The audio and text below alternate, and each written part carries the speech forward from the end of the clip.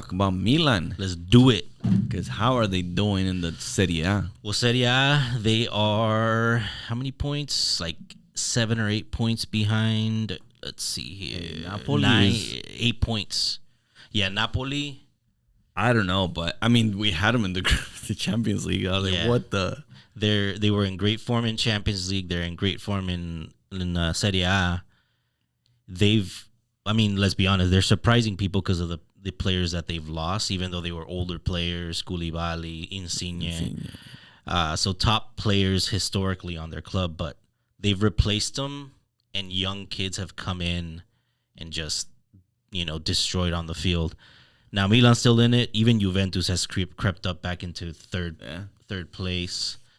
Inter is still there with 30 points. So the difference between fifth and first is 11 points right now. It's manageable for Milan. They're only 8 points behind in second. But I will be honest, I'm not as confident as I was even like prior to the World Cup. It seems like it remains to be seen, but coming into the World Cup, right before the World Cup, Milan, there's games that they drop points, they'll draw, and it's like, wow, really? Like, you draw against a bottom half of the table team, right? Yeah. But we'll see what they do in the winter transfer season. I don't see them. Do you expect any activity? Nothing big. I think the crucial thing right now that's being discussed is they're trying to extend Leao and Benacer. Those are like the two big names that they're trying to extend their contract. Both of them, their contracts expire at the end of the 2024 season. So not they this, finish the season basically on the move. Next, yeah, exactly. Because you want to cash in before they leave. Basically. Exactly.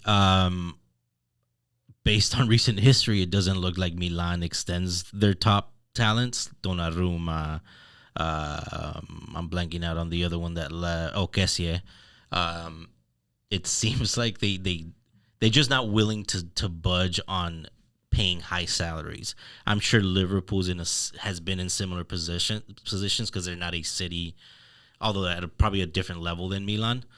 But like, for example, Milan son codos when it comes to even like paying out 10 million a year for a player, right? 10 million euros a year. Whereas the Premier League, it might be a little easier for Madrid or Barca, right?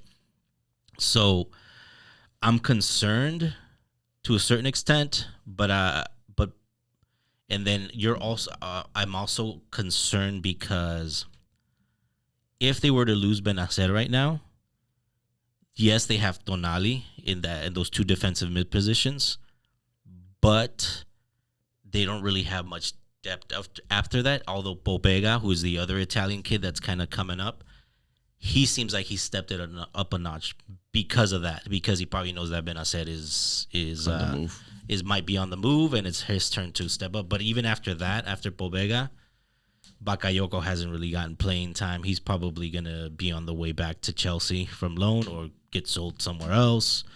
I did mention to you that I was hoping that maybe Milan could just pick up like a Keita, as to have depth for that. He's made of glass, but I know, exactly. Exactly. But in Serie A right now, I truly have my concerns because it remains to be seen how some of these players come back from the World Cup, like Theo, Giroud,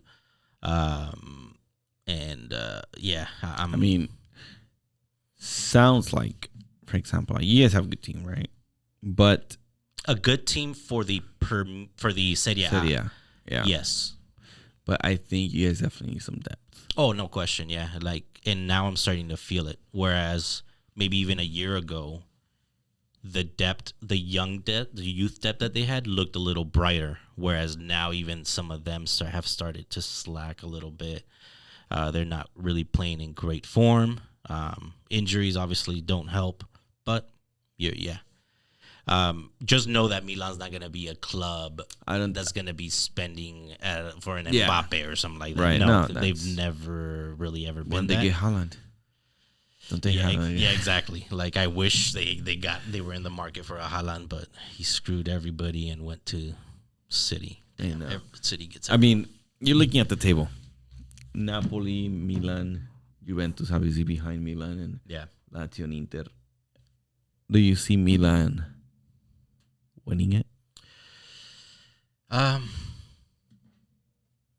As of right now, I think no. I think I had predicted yes prior, the first half of the season. But as of this moment, no.